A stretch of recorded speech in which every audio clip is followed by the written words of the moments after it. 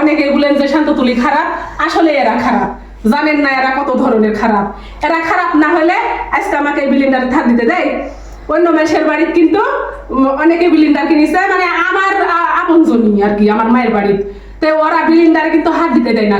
মশলা বাটতে গেলে ওরা নিজে বাটায় দেয়, ওরা কখন বাটায় দিবে সময় পায়ে তারপরে গাছিনি হবে। আর এই শান্ততুলির বাড়ি এ দেখেন আমার হাতে বিলিন্ডার কিন্তু ছেড়ে দিছি, আমার বাটায় লওয়া লাগবে। এরাই তো এর খারাপ ইয়ে, বুঝতে পারছেন? এবার আবার এরা কিন্তু আরো খারাপ, জানেন? কেউ যদি না খায়া থাকে শুনে যে ওই মানুষ না খায়া আছে, তাহলে কিন্তু অমনি চাল না হলে ভাত না হলে যাই কিছু হোক ওই মানুষকে দিবে। এটা হলো এর খারাপ লক্ষণ।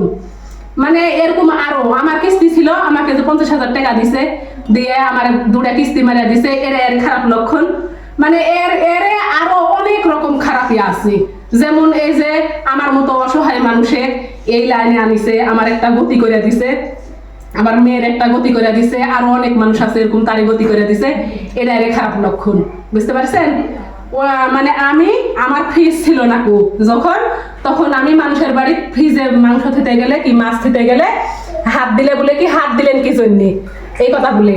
আর এরা কিন্তু আমাকে যখন থেকে এ বাড়িতে আসিছে তখন থেকে আমার জন্য একটা ডয়ার ফ্রিজের, মানে আমার যখন ইচ্ছা আমি ওর ফ্রিজে মাংস মাছ থুবো, আবার যখন ইচ্ছা লিয়া যাবো। আমাকে বলবে না যে আমার ফ্রিজে হাত দিলেন কি জন্য।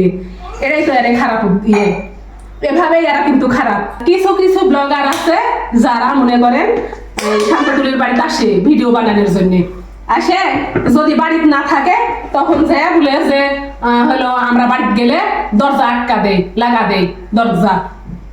আসলে বাড়িতে না থাকলে কি করে তারা হলো দেখা করবে তার সাথে? তার তো অনেক কাজই থাকে, ব্যস্ত মানুষ তারা, সবাই জানেন।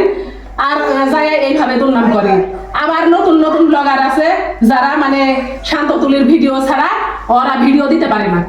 আসে যদি একদিন দেখে যে নাই, প্রত্যেকদিন ভিডিও করে দিচ্ছে, তারপরে একদিন নাই দেখলে তখন এসে যায় অমনি দুর্নাম করে। এই অবস্থা। তো এইরকমই শান্ততুলি খারাপ। তো যাই হোক, আমি অনেক কথাই বললাম, কেউ কোনো মাইন্ড করেন না। মানে আমি না বললেই পারছি না, কারণ অনেক মানুষের অনেক কথা শুনেছি। অনেক মানুষ আছে যারা যেই থালে খায় সেই থাল কিন্তু ফুটে করে। আমার এই কথা শুনে হয়তো বা অনেকে খারাপ মনে করবেন, সবার উদ্দেশ্যে কিন্তু আমি এই কথাগুলো বলিনি। ঠিক যারা যারা এরকম কথা ছড়াছে তার উদ্দেশ্যেই আমি কথাগুলো বলেছি। আমার কথাগুলো আপনারা মনোযোগ দিয়ে শুনবেন। তো যাই হোক, শান্ততুলির দিয়ে কে কি উপকার পাচ্ছে না পাচ্ছে সেটা আমি জানি না, কিন্তু মাশাআল্লাহ আমার অনেক উপকার হচ্ছে।